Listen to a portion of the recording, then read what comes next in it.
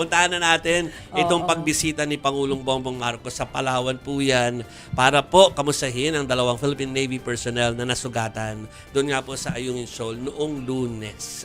Sa kanyang po pagbisita ay ginawa ng Pangulo ang dalawang sundalo ng Order of Lapu-Lapu at 100,000 pesos bilang tulong pinansyal.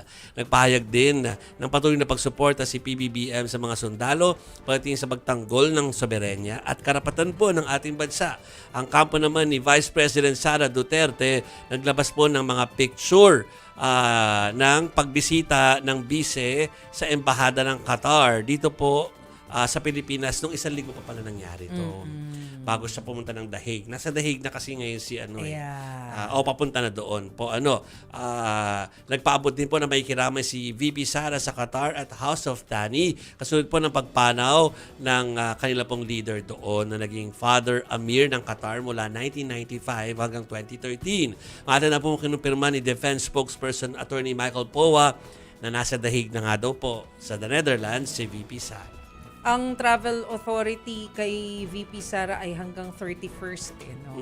So talagang wala siya sa zona. Wala siya sa zona. Naku, Pero- ito na. Ay, Ano may ba dadagdag kasi ka pa yan? ba? I'm sure may kontra zona siya from there. Ay, Oh. malamang yan.